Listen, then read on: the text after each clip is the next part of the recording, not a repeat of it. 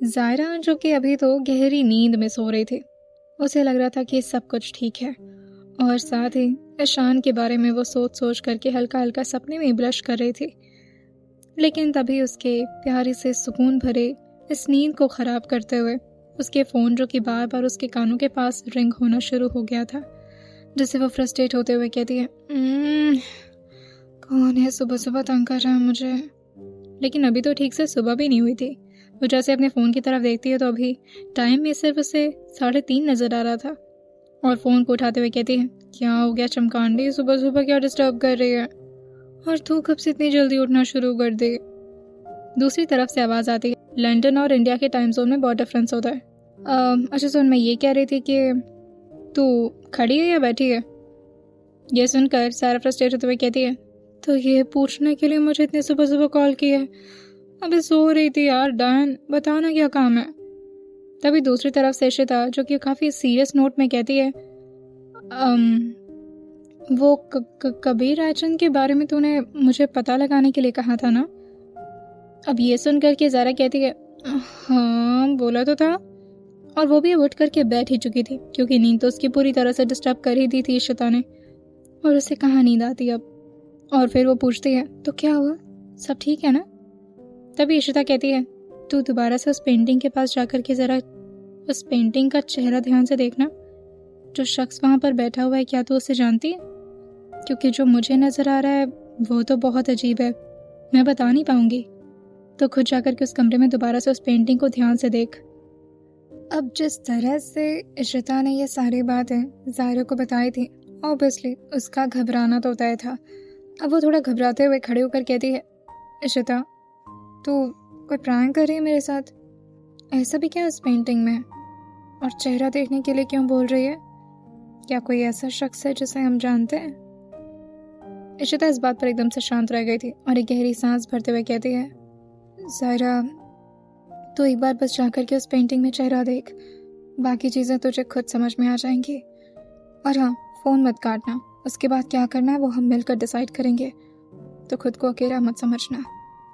अब दौड़ते हुए ज़ायरा उसी कमरे की तरफ काफ़ी तेज़ तेज़ कदमों से जा रही थी और जैसे उसका दरवाज़ा खोल करके पूरे लाइट्स को ऑन करते हुए उस पेंटिंग के चेहरे पर उसकी नज़र जाती है, उसका तो मानो दिल एकदम से रुक सा गया हो और वो बहुत मुश्किल से अपने हाथ को संभालते हुए अपने कानों पर ले जा करके अपने फ़ोन को रखी थी और धीरे से कहती है, ये तो नहीं, ये नहीं हो सकता। मैं कोई सपना देख रही हूँ ना। इशिता तुझे पता है ये किसका चेहरा है मेरे सामने? इशिता जो कि अपने ठीक स्क्रीन के सामने देख रही थी और बहुत ही धीरे आवाज़ में कहती है, ईशान रॉय। इस तरफ से ज़ायरा जो कि एकदम से अपने पीछे दीवार पर जाकर के टिक गई थी और अपने हाथों को उसी दीवार पर रखे हुए कहती है, वही तो, ईशान रॉय का चेहरा कबीर राजन की पेंटिंग पर क्या कर रहा है? क्या है ये सब कुछ? और एक मिनट, क्या इंटरनेट क्या कह रहा है? इशिता जो कि ज़ायरा से बताती है, बहुत मुश्किल लगा इनको ढूंढने में, इंटरनेट पर ये ज़्यादा एक्टिव नहीं रहते हैं। कबीर राजन नाम है इनका और इनके बहुत सारे बिजनेस हैं। कोई मिडिल क्लास फैमिली से बिलोंग नहीं करता वो शख्स। झूठ बोला था उसने। ज़रूर तुझे किसी ट्रैप में फंसाया जा रहा है। ज़ायरा अभी अपने अंकल को फ़ोन लगा, या फिर तू कह तो मैं। लेकिन तब इशिता की बात सुनकर ज़ायरा कहती है, नहीं, मैं खुद कॉल करती हूँ उन्हें, सब कुछ क्लियर बता दूंगी और साथ में अपनी लोकेशन भी शेयर कर दूंगी ताकि जल्द से जल्द उनकी सिक्योरिटीज़ मेरे पास पहुँच जाए। मतलब जिसे मैं अपना सेवियर समझ रही थी, असल में वही मेरा सबसे बड़ा दुश्मन है। तभी इशिता जो कि बीच में ज़ायरा को रोकते हुए कहती है, ज़ायरा बिना वक्त बर्बाद किए तुरंत ही तू वहाँ से निकल जा, भाग जा वहाँ से। वो जगह तेरे लिए सेफ नहीं लग रही मुझे।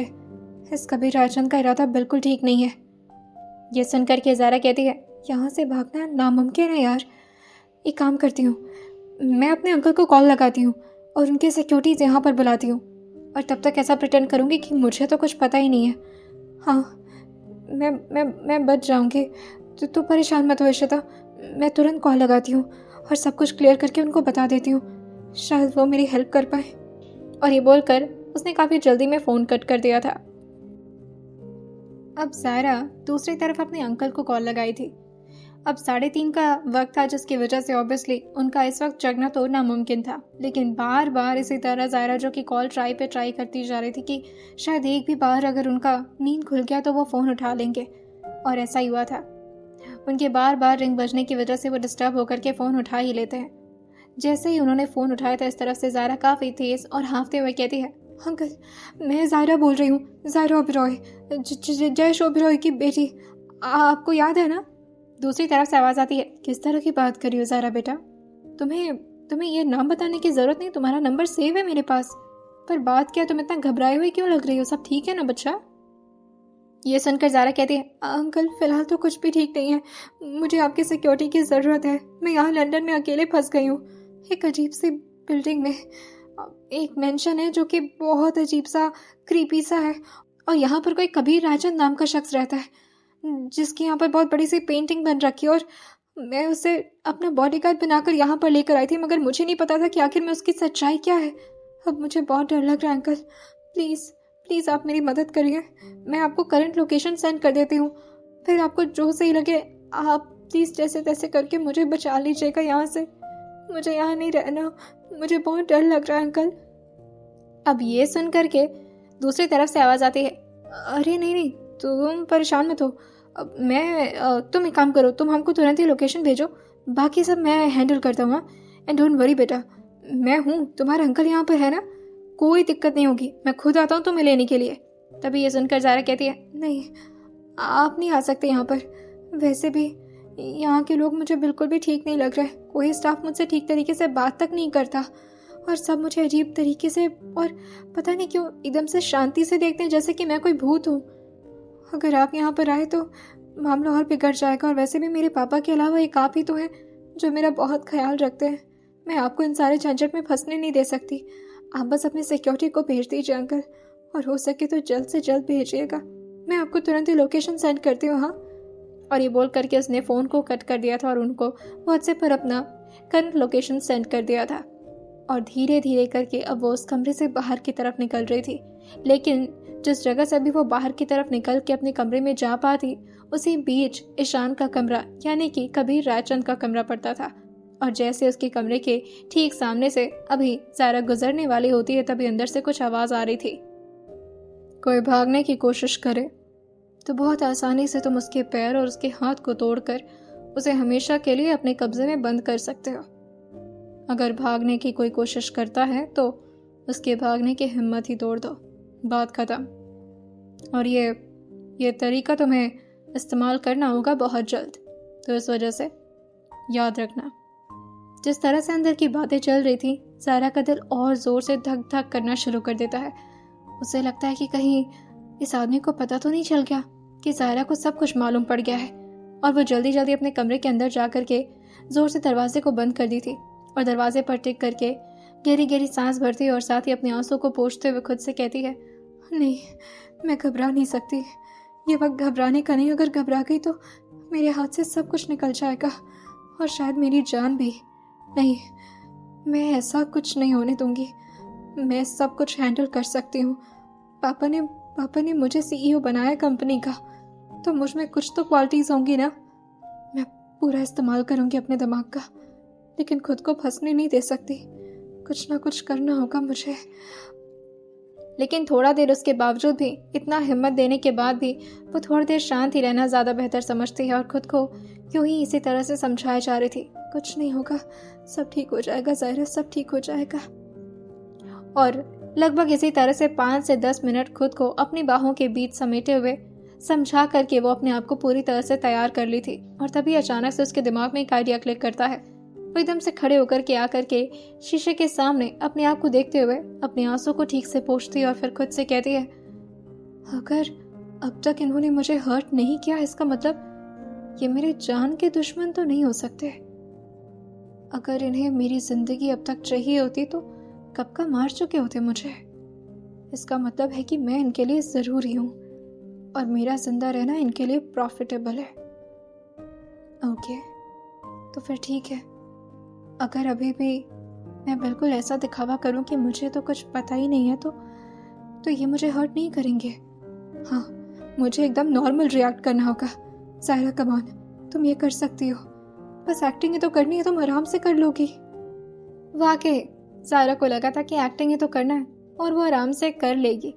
और साथ ही वो चैट पे अपने अंकल से पूछती है कितना वक्त लग जाएगा यहाँ पर पहुंचने में, कोई अंदाजा। दूसरी तरफ से मैसेज आता है 4.5 घंटे। हे भगवान, 4.5 घंटे में तो पूरी सुबह हो जाएगी। अगर यहाँ से तब तक नहीं निकली तब तक तो वो इंसान भी जग चुका होगा। लेकिन फिर उसे याद आता है कि उसके कमरे से तो आवाज आ ही रही थी, मतलब कबीर राजन तो पहले से ही उठे हुए हैं। ज़ारा जो कि अपने दिमाग पर अपना हाथ रखते हुए कहती है ये सब क्या चल रहा है मेरे साथ ही इतनी सारे रायता क्यों होना होता है, और सारी प्रॉब्लम्स मेरे दरवाजे पर क्यों आकर खड़ी रहती है। एक प्रॉब्लम खत्म होती है दूसरी आ जाती है। अभी करण राठौर का मामला सॉल्व नहीं हुआ कि दूसरा ये कबीर राजन आ गए, और ये मेरी लाइफ में आए भी क्यों है, और इनका इंटेंशन है क्या, चाहते क्या है मुझसे। मैं तो इन्हें जानती तक नहीं, और दूर दूर तक कभी इनका नाम तक नहीं सुना है मैंने। ओह गॉड, आप क्या कर रहे हो मेरी जिंदगी के साथ। हाँ, मैं क्या आपको कोई खिलाड़ी नजर आ रही हूँ, कोई प्लेयर हूँ जो मेरे मजे ले रहे हो, ऊपर से बैठ करके ऑडियंस की तरह देख देख करके। अरे यार, कुछ तो अच्छा करो मेरी लाइफ में। अभी तो थोड़ा सा ट्रस्ट हुआ था उस आदमी पर, और अभी इतनी आसानी से वो मुझे धोखा देने लगे। हाँ, जिस पर भी ट्रस्ट दिखाती हूँ ऐसे धोखेबाज निकल जाता है। अब क्या करूँ मैं। एक काम करती हूँ, सो जाती हूँ। हाँ, सो जाती हूँ। 4 घंटे बाद वो सिक्योरिटी वगैरह आएंगे और शायद मेरे अंकल भी आ जाए तो बेहतर ही होगा। तब का तब देखा जाएगा, अभी जाकर सो जाती हूँ। और वो जल्दी से जाकर के ब्लैंकेट के अंदर खुद को पूरी तरह से ढक ली थी और आराम से छुप गई थी। उसे लगता है कि बस ये ब्लैंकेट ही तो है जो कि उसे कभी राजन से आराम से बचा लेगा। और यूं ही इसी तरह से वो अपनी आंखें बंद कर ली थी, लेकिन आंखें बंद करते ही उसे न जाने क्यों एक अजीब सा डर सताने लगा था। मौसम इतना भी गर्म नहीं था, लेकिन उसके बावजूद ही उसके माथे पर उसके पसीने की बूंदें जो कि बार बार उसे ये याद दिला रही थी कि वो नहीं सो सकती इतनी आसानी से और नहीं कर सकती इतनी अच्छी एक्टिंग।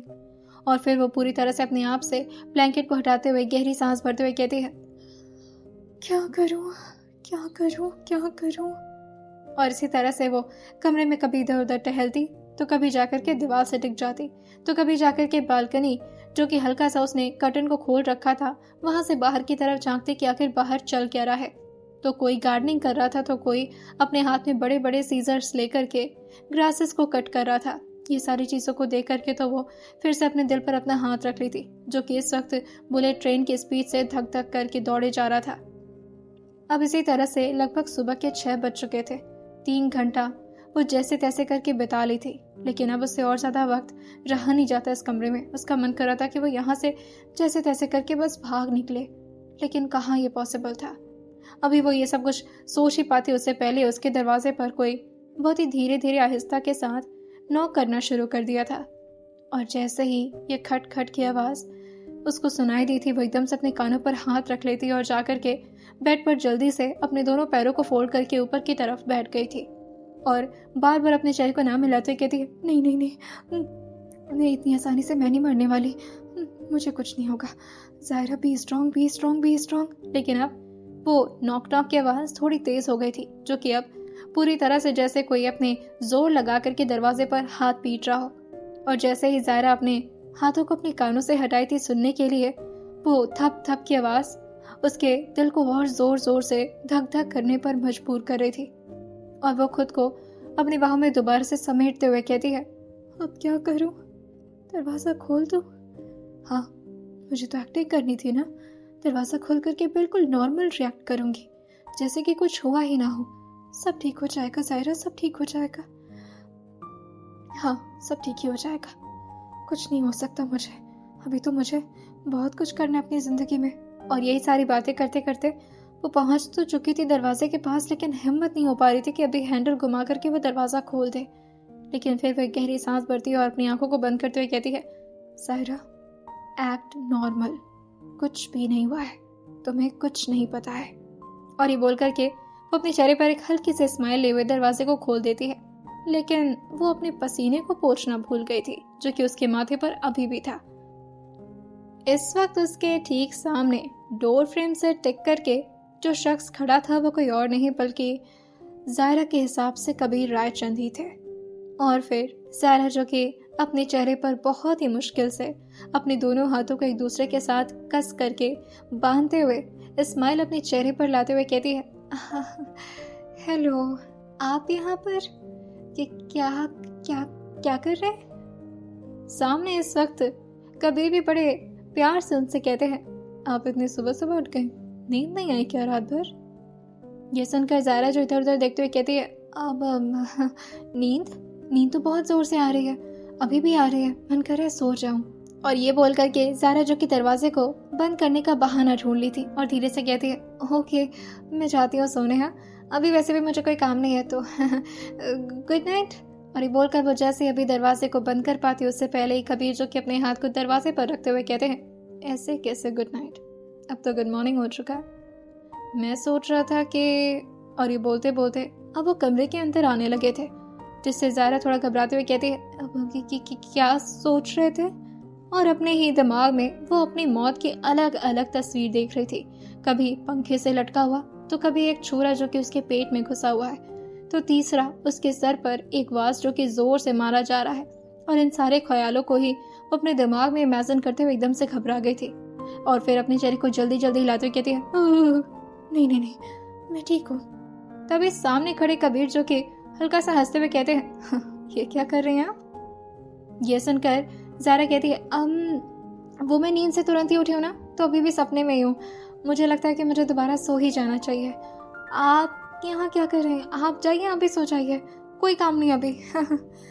ये सुनकर कबीर जो कि जायरा के हाथों को धीरे से अपने हाथों में लेते हुए कहते हैं, आपके हाथ कांप क्यों रहे? आपको डर लग रहा है क्या? ये सुनकर के जायरा जो कि एक गहरी सांस भरती और फिर अपने हाथों को जल्दी से पीछे खींचते हुए कहती है, नहीं तो डर क्यों लगेगा? डरने वाली तो कोई बात ही नहीं है ना। मैं नहीं डर रही, मैं बिल्कुल नहीं डर रही, मुझे बस नींद आ रही है बहुत जोर से, और जब नींद पूरी नहीं होती तो मेरे हाथ भी कांपना शुरू हो जाते हैं और मेरी तबीयत भी खराब हो जाती है, सो जाती हूँ मैं, आप भी जाइए सो जाइए। हाँ, कबीर जो कि उसके माथे पर धीरे से अपने हाथों को रखते हुए कहते हैं, पसीने भी आ रहे हैं आपको? मुझे ऐसा क्यों लग रहा है कि आपकी तबीयत खराब हो चुकी है। सब ठीक है ना मैम? और ये बोल करके जितने करीब इस वक्त कबीर जायरा के झुके हुए थे, जायरा अपने चेहरे को हल्का सा पीछे की तरफ ले जाकर के धीरे से नाम हिलाते हुए कहती है, ठीक तो कुछ भी नहीं लग रहा मुझे, नींद आ रही है, आप जाइए सो जाती हूँ मैं प्लीज। कबीर हंसते हुए कहते हैं, ठीक है आप सो जाइए, वैसे डील के लिए कब बाहर? लेकिन जायरा कहती है, नहीं अभी डील वील क्रैक करने की ज़रूरत नहीं है, आप आराम से कर लेंगे, कोई दिक्कत नहीं है, आप जाइए। और जल्दी से जैसे ही वो कबीर को बाहर की तरफ भेजी थी, वो दरवाजे को ज़ोर से बंद करती और दरवाजे पर ही टिक करके अपने पीठ को टिकाते हुए एक गहरी सांस अपने दिल में भरते हुए कहती है, थैंक गॉड जिंदा बच गई, मतलब अभी तो मेरी उम्र है लंबी, इतनी आसानी से मरने तो नहीं वाली ना। लेकिन फिर वो जल्दी से दरवाजे से एकदम से 2-3 कदम आगे की तरफ बढ़ चुकी थी, क्योंकि उसे ऐसा लग रहा था कि कहीं ऐसा ना हो दरवाजे के पीछे से कोई उसे बंदूक से गोली मार दे या फिर धार छुरा घोंप दे और उसकी वो पीठ पर लग कर के उसकी मौत हो जाए। इतनी सारी ओवरथिंकिंग करने के बाद अब जाकर के जायरा दोबारा से बेड पर लेट चुकी थी और इंतजार कर रही थी अपने अंकल के बॉडीगार्ड्स का कि कब वो आएंगे और जायरा को यहाँ से बचा कर ले जाएंगे। जायरा सोची थी कि वो अपने अंकल को कॉल करके पूछे कि आखिर वो लोग कहाँ हैं और कब तक यहाँ पर पहुंचेंगे, लेकिन तभी दूसरी तरफ से अभी वो कॉल लगा पाती फिर से दरवाजे पर कोई धप धप करके आवाज करना शुरू कर दिया था। जायरा जो कि फोन को एकदम से साइड में रखती है, या यूं कह ले कि उसके हाथ से साइड में फोन गिर ही गया था और वो जल्दी से ब्लैंकेट के अंदर छुप चुकी थी। तभी धीरे से कोई दरवाजा खोलते हुए आहिस्ते से अंदर की तरफ झांका था और इस वक्त जायरा जो कि पूरी तरह से खुद को ब्लैंकेट में कवर करके छुपी हुई थी। ऐसा पूरी तरह से समझ में आ रहा था कि जायरा नींद में तो नहीं है, क्योंकि उसके पैर जो कि हल्का हल्का हिल रहे थे और हिलते भी क्यों ना, उसे इतना डर जो लग रहा था वो अपने एक पैर से दूसरे पैर को रब कर रही थी ताकि उसका डर थोड़ा बहुत कम हो सके। तभी धीरे से कोई कहता है, ब्रेकफास्ट। जायरा जो कि अपनी करवट को बदल ली थी और ऐसा प्रिटेंड करती है कि वो अभी भी सो रही है। थोड़ा देर सब कुछ एकदम से शांत हो गया था और दरवाजे के भी बंद होने का आवाज़ आ गया था, जिससे ज़ारा जो कि अपने दिल पर हाथ रखते हुए कहती है, थैंक गॉड, फिर से बच गई। और फिर वो धीरे धीरे करके अपने ब्लैंकेट को अपने चेहरे से खोली थी और उठ करके बैठ जाती है और फिर बेड से टिकते हुए कहती है, अंकल को कॉल लगाती हूँ, कहाँ रह गए वो? क्या मैं इतने कोपचे भरे एरिया में हूँ जो यहाँ तक पहुँचने में इतना वक्त लग रहा है? तभी धीरे से उसके कानों में एक आवाज़ आती है, अगर नेटवर्क ना मिल रहा हो तो मैं फ़ोन कर दूँ। जैसे ही ज़ारा ने यह आवाज़ सुनी थी वो एकदम से फ़ोन को दोबारा से छोड़ चुकी थी, या यूं कह ले कि फिर से उसके हाथ से फ़ोन स्लिप हो गया था और वो कूद करके बेड के दूसरे साइड में आकर के बैठ चुकी थी और पूरी तरह से खुद को ब्लैंकेट से छुपाते हुए कहती है, यहाँ आप क्या कर रहे हैं? इस तरह से कबीर को अपने सामने देख करके, जो कि इस वक्त अपने हाथों में प्लेट लेकर के उसके लिए ब्रेकफास्ट ले आए हुए थे, वो हल्का सा डर गई थी। लेकिन तभी कबीर जो कि प्लेट को आगे बढ़ाते हुए कहते हैं, मैं तो आपके लिए सोचा कि बेड टी लेकर चलूं, पर आपको किसी अंकल से बात करनी है, आप मुझे बताइए ना, मैं हूं ना आपका बॉडीगार्ड, मैं आपकी सारी डिमांड्स पूरी करूंगा। ये सुन करके ज़ारा धीरे से कहती है, इससे बोलता हूँ क्या कि मुझे मारे ना, इसको 4 लाख की नहीं सैलरी देने का क्या ही फायदा है? इशिता ने बताया कि बहुत अमीर है, अब क्या करने वाला है मेरे साथ? नहीं, एक्ट नॉर्मल ज़ारा। और फिर वो एक प्यारी से स्माइल अपने चेहरे पर लाते हुए कहती है, thank you so much for this beautiful breakfast, पर अभी मुझे कुछ नहीं खाना। लेकिन तभी कबीर जो कि अपने हाथ में फोक लेकर के ज़ारा की तरफ उसे बढ़ाते हुए कहते हैं, आप कहें तो मैं खिला दूं। जैसे ही वो फोक ज़ारा ने देखा था, वो और थोड़ा पीछे खिसकते हुए कहती है, अब अभी ये अच्छा नहीं लग रहा मुझे, ये कांटा वाले चम्मच नहीं यूज़ करती मैं, फोक नहीं, इसे दूर रखिए मुझसे। जैसे ही उस फोक को अब ज़ारा ने अलग करने के लिए कहा था, कबीर ने अपने हाथ में एक पतली सी नाइफ ले ली थी, जो कि ऑब्वियसली वो कोई मारने के इरादे से नहीं लिया था। लेकिन वो एकदम से खड़े हुए कहती है, ये क्या फोक नाइफ लगा रखा है? बोला ना दूर रखिए, मुझे ब्रेकफास्ट नहीं चाहिए अभी, और खाना होगा तो अपने हाथ से खा लूंगी। आपके मेरे हस्बैंड है जो मेरे इतना ख्याल रख रहे हैं, जाइए यहाँ से। वो खड़े होकर के ये सब चिल्ला कर बोल रही थी, जिसकी वजह से कुछ स्टाफ भी अंदर की तरफ झांकना शुरू कर दिए थे। लेकिन जैसे अभी पीछे हल्का सा कबीर की नजर मुड़ी थी, सब के सब वहां से रफा दफा हो गए थे। और तभी कबीर जो कि अपने चेहरे को ऊपर की तरफ उठा करके ज़ारा को हल्का हंसते हुए देखकर कहते हैं, हाँ, इसमें तो डरने वाली क्या बात है? फोक और नाइफ से किसी का कत्ल नहीं हो सकता। जो आप इतना घबरा रही हैं, आराम से बैठकर ब्रेकफास्ट करिए। और एक और बात, यहाँ नेटवर्क कनेक्शन बहुत कमज़ोर है, तो अगर आप किसी को कॉल लगाने की कोशिश कर रही हैं तो वो नहीं लग पाएगा। तभी ज़ारा कहती है, ऐसे कैसे नहीं लग पाएगा? मेरी तो बात हो रही है सबसे, और अभी तो इशिता से भी बात हुई थी मेरी। क्यों? लेकिन तभी कबीर कहते हैं, नहीं, जब हुई थी तब तो हुई थी, मगर अब नहीं हो पाएगी। आप फ़ोन में चेक कर सकते हैं, नेटवर्क नहीं आएगा। वो क्या है कि मैं चाह रहा था हमारा एरिया ज़्यादा सिक्योर रहेगा अगर यहाँ पर कोई नेटवर्क कनेक्शन ही नहीं रहेगा तो। ये सुन करके ज़ारा के पसीने दोबारा से छूटना शुरू हो गए थे और वो यूं ही बेड पर खड़े खड़े कहती, क्यों इतना सिक्योर क्यों बनाना इस इलाके को? आपको यहाँ पर करना क्या है? 2 दिन के लिए तो रहना था ना हमें, उसके बाद से तो हमें इंडिया वापस ही जाना है ना। नेटवर्क कनेक्शन अगर नहीं रहेगा तो फिर गाड़ी भी तो नहीं मिलेगी। ये सुनकर कबीर कहते हैं, मेरे पास हमारे पास खुद की गाड़ियां हैं यहाँ पर, आप परेशान मत होइए, जब जाना होगा यहाँ से तो हम चले जाएंगे, फिलहाल आप ब्रेकफास्ट करिए। और जिस तरह से कबीर ने ये बोला था, बिल्कुल भी रिक्वेस्ट नहीं लग रहा था। ये ऐसा लग रहा था जैसे वो ज़ायरा को अपनी आंखों से ही कमांड कर रहे हो, और ज़ायरा जो कि अब उस प्लेट को अपने हाथ में पकड़ चुकी थी मजबूरी में, और ये सारे फ्रूट्स थे, जिसे देख करके ज़ायरा मुंह बनाते हुए कहती है, ये खाऊंगी मैं। तभी कबीर उसकी तरफ बहुत ही घूर कर देखते हुए कहते हैं, शुक्र मनाए कि ये मिल रहा है, अगर ये भी ना मिले तो।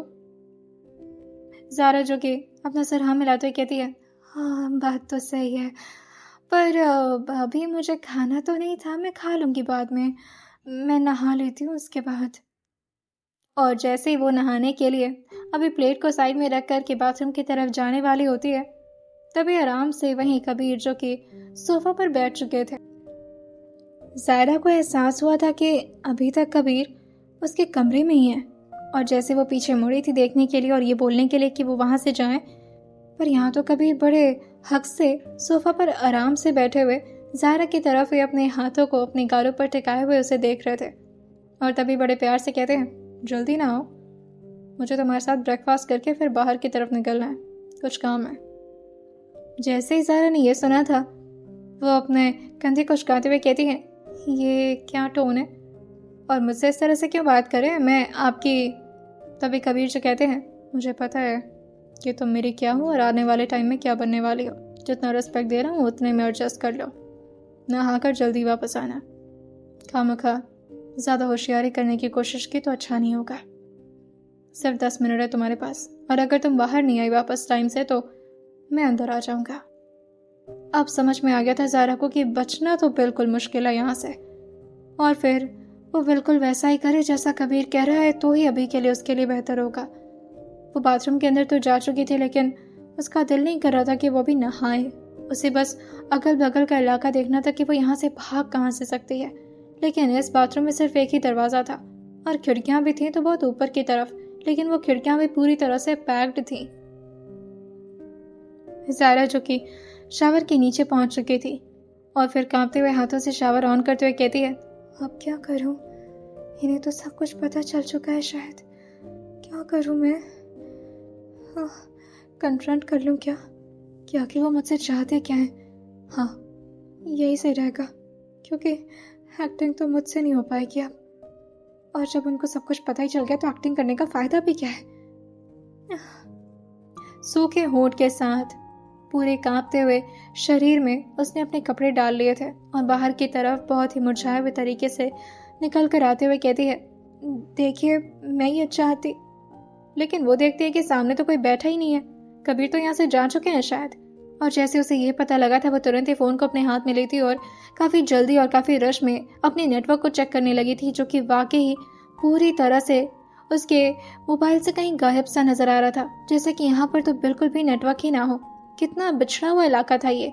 अब ज़ायरा को इतना तो पता चल चुका था कि अगर वो यहाँ पर रहेगी तो ना उसकी कोई इशिता मदद कर सकती और ना ही उसके अंकल और उनके बॉडीगार्ड्स, तो उसे जल्द से जल्द यहाँ से निकलना होगा। वो अपने आप को एक बार शीशे में देखती है और फिर जल्दी से अपना फुटवेयर निकाल करके उसे पहन लेती है और बाहर की तरफ बिल्कुल नॉर्मली चलते जा रही थी। तभी एक स्टाफ जो कि उसके ठीक बगल से गुजर ही रही थी, उससे ज़ायरा थोड़ा ध्यान से देखते हुए कहती है, एक्सक्यूज मी, आपके वो बॉस कहाँ गए? ये सुन करके वो स्टाफ जो कि पहले तो ज़ायरा के आंखों में बड़े ध्यान से देखी थी और फिर बाहर की तरफ इशारा करते हुए कहती है, he has gone। जैसे ही ज़ायरा ने ये सुना था उसकी खुशी का कोई ठिकाना ही नहीं था और वो फिर से कंफर्मेशन लेते हुए कहती है, are you sure he has gone? मतलब वो जा चुके हैं ना? वो स्टाफ अपने चेहरे को हाँ मिलाई थी। ज़ायरा जो कि अपने हाथों को जोड़ते हुए भगवान का शुक्रिया अदा करती और जल्दी जल्दी अपने कदमों को बाहर की तरफ बढ़ा ली थी और अपने फोन को कोशिश भर एक हाथ से ऊपर की तरफ करते जा रही थी। और जैसे ही अभी वो एक हाथ ऊपर अपने फोन को ले जा करके अपने नेटवर्क को चेक कर रही थी तो उसमें थोड़ा थोड़ा नेटवर्क शो होना शुरू हो गया था, जिससे वो और ज्यादा अपने हाथों को ऊपर करने की कोशिश में लग जाती है। लेकिन अब तो उसके पंजे भी दर्द होने लगे थे और साथ ही उसका हाथ भी। लेकिन फिर उसे नजर आता है गाड़ी। अब ज़ायरा जो कि अपना दिमाग लगाते हुए जल्दी से उस गाड़ी के ऊपर चढ़ने की कोशिश में लग गई थी और गाड़ी के बोनट पर अब वो फाइनली जैसे तैसे करके चढ़ गई थी और खड़े होते हुए अब वहां से अपने फोन को प्रॉपरली चेक करती है तो अब उसका नेटवर्क ठीक तरीके से आने लगा था और बिना वो कुछ सोचे समझे जल्दी से इशिता को कॉल लगा देती है। दूसरी तरफ से फोन इशिता ने बहुत जल्दी ही पिक कर लिया था और ज़ायरा के लिए घबराते हुए कहती है, कहाँ चली गई थी तू? तेरा फोन आउट ऑफ नेटवर्क क्यों बता रहा था और रह रह करके फोन स्विच ऑफ भी बता रहा था। सब ठीक है ना ज़ायरा? तू किसी मुसीबत में तो नहीं है ना? तभी ज़ायरा कहती है, मुसीबत? जहाँ ज़ायरा और बिरॉय होती है ना, मुसीबतों की पूरी ढेर नहीं पूरा मेला लगा होता है और मुझे तो लग रहा है मैं मुसीबतों के महाकुंभ में फंस गई हूँ। इशू सब खराब हो गया। उनको भी मुझे लग रहा है शक हो गया है और मुझसे ना अब वो आप करके बात भी नहीं कर रहे। पता है कैसे बात कर रहे हैं? जल्दी से नहाओ, मुझे तुम्हारे साथ ब्रेकफास्ट करना है, फिर मुझे कहीं जाना है। ऐसे बात कर रहे हैं जैसे कि मैं उनकी बॉस नहीं बल्कि उनकी नौकर हूँ। ऐसे कोई बात करता है भला? मैं ज़ायरा हूँ, बिरॉय हूँ, इशू। ये सुनकर इशिता कहती है, एक मिनट, तुझे इस वक्त रिस्पेक्ट चाहिए या फिर अपनी जिंदगी? पागल, भाग वहां से। ये सुनकर ज़ारा कहती है, हाँ हाँ हाँ, भाग वहाँ से। कैसे भागूं, मुझे डर लग रहा है। अगर उनके बॉडीगार्ड्स मेरे पीछे पड़े ना तो मेरे पैरों और मेरे एल्बो दोनों को तोड़ देंगे। और ये आइडिया भी उनके बॉस ने, कबीर रायचंद ने दिया है सुबह सुबह। मैंने खुद सुना अपने कानों से। मुझे तो डर लग रहा है, क्या करूं? इशिता कहती है, तुझे क्या करना चाहिए, तुझे क्या लगता है? तभी ज़ारा बाहर की तरफ देखते हुए कहती है, मुझे अपनी फ्रीडम के लिए भागना ही होगा इश्तू। एक काम करती हूँ, मैं यहाँ से निकलती हूँ। और सुन, तू ना जल्द से जल्द अंकल को इन्फॉर्म कर दे और उनसे पूछ कि वो कहाँ पर है, और हो सके तो मुझे मैसेज करना। हाँ, वैसे भी अगर मैं नीचे उतरी तो नेटवर्क चला जाएगा। चल मैं फ़ोन रखती हूँ। दूसरी तरफ से आवाज़ आती है, हाँ हाँ रख, वैसे भी तेरी आवाज़ बहुत कट रही है। मैं अंकल को कॉल करती हूँ तेरे। और बहुत ख्याल रखना अपना Zara, I will miss you.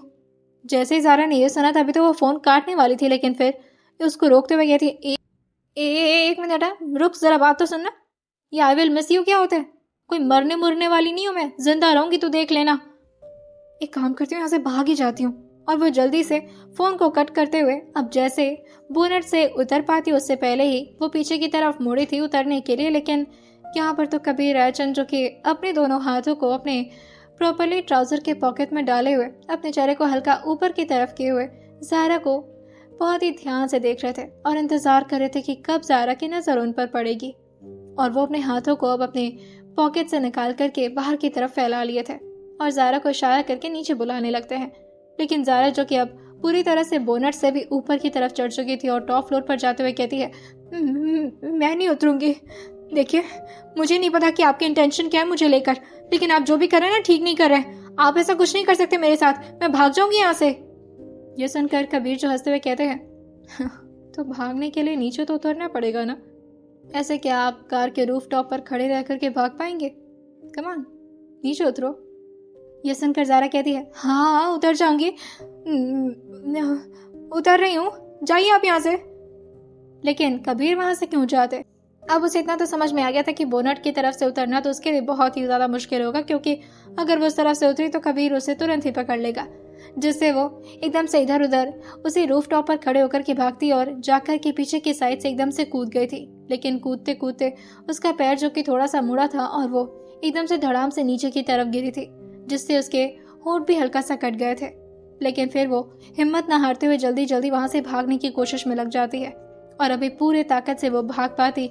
लेकिन ये एरिया बहुत बड़ा था। जिस मेंशन में वो लोग रुके थे, वहाँ का गार्डन और वहाँ से बाहर निकलने का रास्ता, उसके बीच बहुत ही ज़्यादा दूरी थी, जिससे वो अपनी पूरी ताकत लगा करके भाग ही रही थी। लेकिन तभी वो देखती है कि उसके ठीक बगल में, बिल्कुल उसके पैरेलल में, इस वक्त कबीर, जो कि आराम से गाड़ी के अंदर म्यूजिक चला करके गुनगुनाते हुए गाड़ी चला रहे थे और 20 के स्पीड से उसकी तरफ ध्यान से देखते हुए कहते हैं, जब थक जाना तो आकर के गाड़ी में बैठ जाना।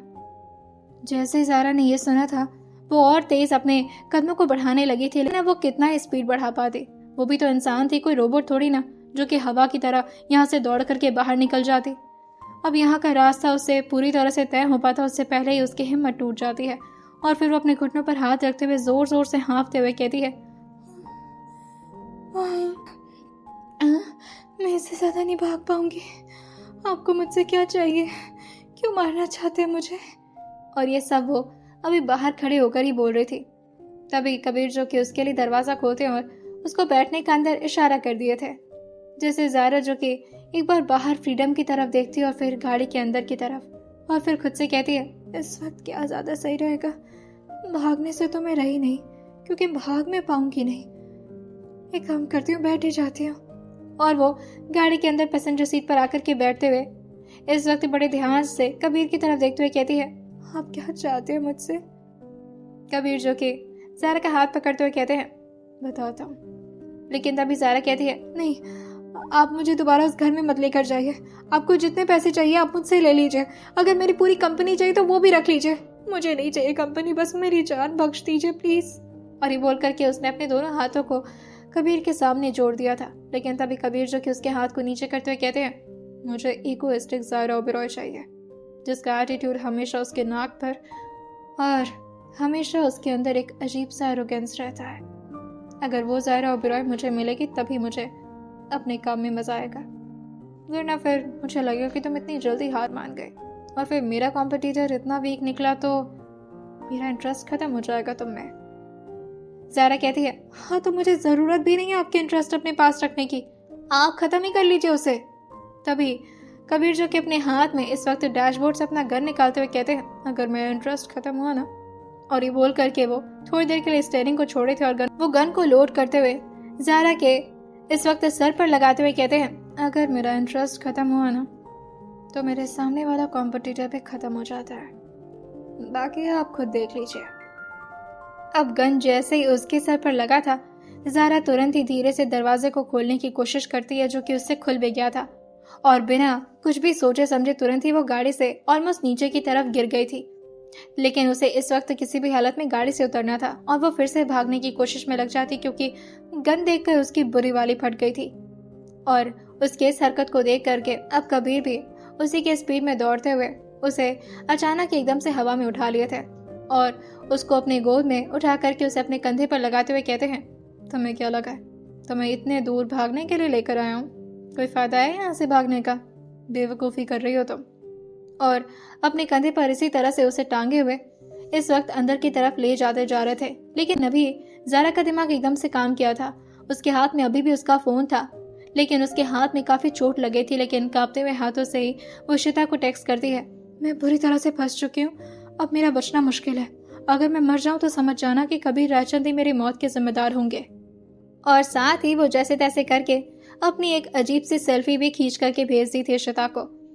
हाँ, इस वक्त नेटवर्क के कनेक्शन थोड़ा सा लूज था, क्योंकि अब वो घर के अंदर की तरफ जा रही थी, लेकिन अभी भी हल्का ऊंचाई होने की वजह से उसका फोटो ऑलमोस्ट इशिता तक जैसे तैसे करके पहुंच गया था।